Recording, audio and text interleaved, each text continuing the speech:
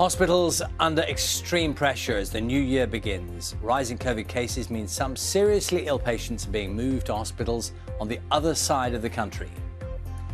New era in the UK's relationship with the European Union as the Brexit transition period officially ends. And bringing in the new year during a pandemic. No crowds, but London's skyline is lit up with messages of thanks to COVID heroes. We'll start with The Guardian. The Guardian is amongst the papers focusing on Brexit on its front page. It says, the moment the UK left the EU, rules last night was notably low-key. Coronavirus also features heavily in the first newspapers of the new year. Daily Mail reports that 1 million people in England have now been given a Covid-19 jab. It says serious questions remain about the race to vaccinate the rest of the nation.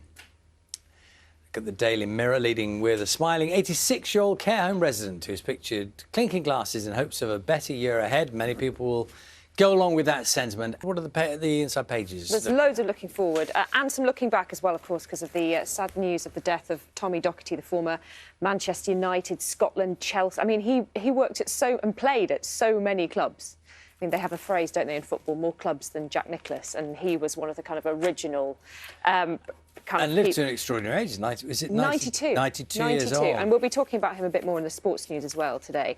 This interview with Mark Clattenburg also kind of caught my eye in a lot of the papers today, talking about referees being the most hated species in football. He says he still has nightmares.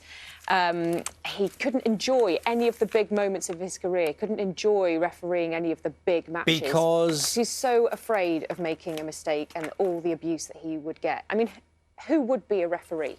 Do you think that scrutiny has got greater? Yes, definitely. Now Well, with VAR in the mix and social media, people can just, fire off a criticism, can't they?